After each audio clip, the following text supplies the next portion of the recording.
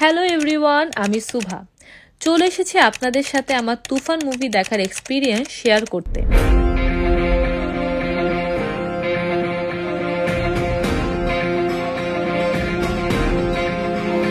আমি অনেক বেশি এক্সাইটেড ছিলাম তুফান মুভিটা দেখার জন্য, তাই মুভি রিলিজ হওয়ার 7 দিন আগেই টিকিট কেটে ফেলি। হলে গিয়ে বুঝতে পারি আগে টিকিট কেটে রাখাটাই ছিল বেস্ট ডিসিশন, কারণ ইউএস এর 12টি স্টেটের 22টি হলে রিলিজ পায় তুফান মুভি, যার মধ্যে 10টি হলেরই ফার্স্ট ডে টিকিট ছিল সোল্ড আউট। এর থেকে বোঝা যাচ্ছে যে তুফানের হাইপ কেমন উঠেছে।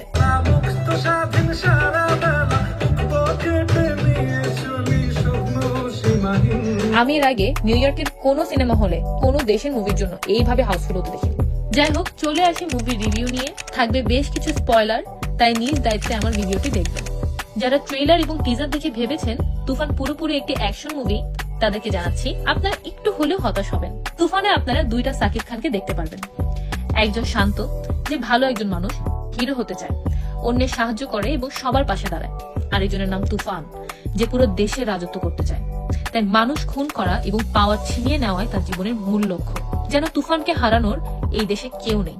মুভি শুরু হয় শান্তকে নিয়ে, তার জীবনের গল্প, হিরো হওয়ার জন্য তার পরিশ্রম, তার সাথে গল্পের প্রথম নায়িকা নাবিলার কিভাবে দেখা এবং প্রেম শুরু, তার সবটুকু প্রথম 40 মিনিটে দেখানো হয়ে যায়। এরপরে দেখানো হয় তুফানের জীবনের গল্প।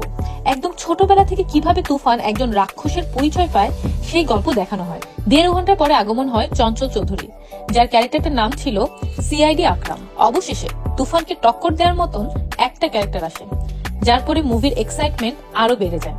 শান্ত এবং তুফানের কিভাবে পরিচয় হলো, তুফান কিভাবে এমন রাক্ষসে পরিণত হলো, সিআইডি আকরাম মুভি শেষে গিয়ে কাকে সাহায্য করবে এবং তুফান ও শান্ত এর শেষ পরিণতি কি হবে, সেটা জানতে তুফান মুভিটি আপনাদের দেখতে হবে সিনেমা হলে গিয়ে।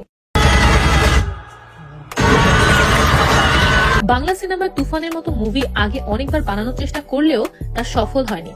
রায়হান রাফি মাত্র 10 কোটি টাকা বাজেটের মধ্যে এমন চমৎকার কমার্শিয়াল মুভি বানিয়ে দেখাবে, সেটা অবিশ্বাস্য। সাকিব খান তার লাইফের বেস্ট পারফরমেন্স দিয়েছে এই মুভিতে।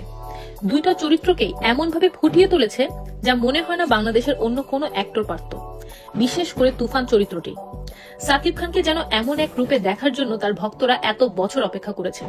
হি really proved why he is the mega star of Bangladesh. যদি বাংলাদেশ মাত্র 10 কোটি টাকা খরচ করে আমাদের সেসব মুভির ফিলও দিতে পারে, তাহলে তো আমি বলবো Bangla cinema already successful. Toofan মুভির song, cinematography, background music, colour grading, dialogue, action, direction, acting, suspense সহ সবকিছু ছিল সুনামযোগ্য। চঞ্চল চৌধুরী থেকে শুরু করে আরো অনেক দুর্দান্ত ভালো অ্যাক্টরদের দেখা মিলবে এই মুভিতে। মুভির মেন গ্ল্যামার মিমি চক্রবর্তীর সুনাম না করলেই নয়। এক কথায় তুফান পুরোপুরি পয়সা উসুল একটা মুভি। সবাই ভালো থাকবেন এবং বাংলা সিনেমা হলে গিয়ে দেখবেন।